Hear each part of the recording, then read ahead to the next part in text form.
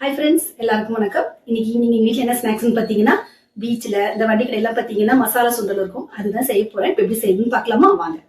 இப்போ இந்த மசாலா சுண்டல் செய்யறதுக்கு நான் வெள்ளைப்பட்டாணி தான் எடுத்துருக்கேன். இது பார்த்தீங்கன்னா நான் காலையிலேயே ஊற வச்சிட்டேன். இது ஒரு 8 மணி நேரம் ஊறிடுச்சு. இப்போ நம்ம இதை குக்கர்ல வச்சு ஒரு 5 விசிலுக்கு விட்டு எடுத்துருவோம்.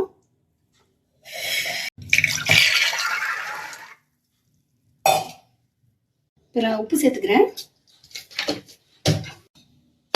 நம்ம மூடிட்டு அடுப்பில் வச்சிடலாம்.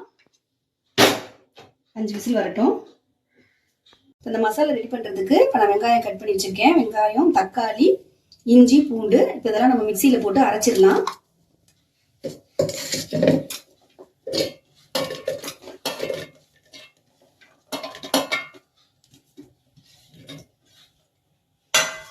நம்ம அரைச்சி எடுத்துகிட்டு வந்துடலாம்.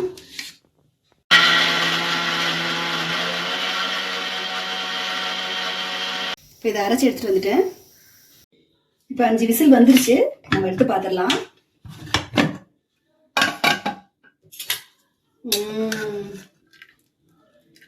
நல்லா அவிஞ்சிருச்சு. இந்த மசாலா சுண்டல் செய்யறதுக்கு நான் வந்து ஒரு கடாய் வச்சிடுறேன். எண்ணெய் ஊற்றிக்கின்றேன். எண்ணெய் சூடாயிடுச்சு. இப்போ நான் வந்து சோம்பு சேர்த்துக்கிறேன். கருவேப்பிலை போட்டுக்கிறேன். நம்ம இந்த அரைச்சி வச்ச இந்த பேஸ்ட் இதில் சேர்த்துக்கலாம்.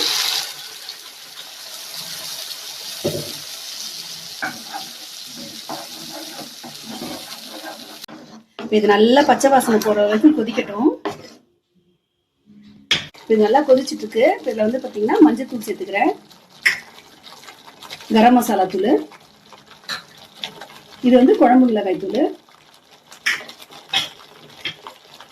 நம்ம சுண்டல்ல உப்பு போட்டு வேக வச்சிருக்கோம். அதனால இந்த மசாலாக்கு தேவையான அளவுக்கு உப்பு சேர்த்துக்கலாம்.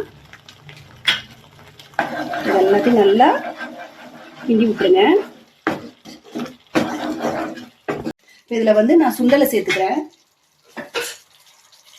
இந்த தண்ணியோடய சேர்த்துக்கிடுவோம்.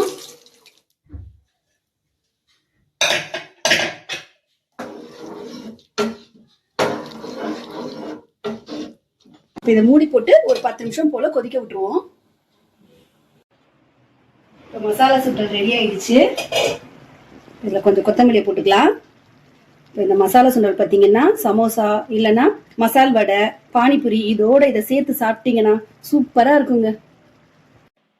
நான் இந்த மசாலா சுண்டலை சமோசா வச்சு தான் சாப்பிட போறேன். இப்போ நம்ம சமோசாவை பிச்சு போட்டுடலாம்.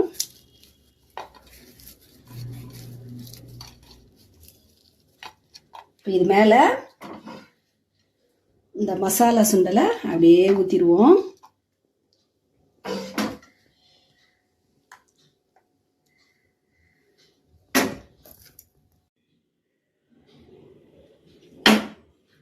அப்படியே வெங்காயத்தை அப்படியே தூவிட்டு இந்த கொத்தமல்லியை தூவிட்டு சாப்பிட்டோம்னா சூப்பராக இருக்கும். இதை நான் சாப்பிட்டு பார்த்துறேன். சூப்பரா இருக்குங்க. இப்போ இந்த வீடியோ உங்களுக்கு பிடிச்சிருந்தா லைக் பண்ணுங்க, ஷேர் பண்ணுங்க, மீண்டும் சொல்படிக்கு சப்ஸ்கிரைப் பண்ணுங்க. நெக்ஸ்ட் வீடியோல சந்திப்போம். பாய்.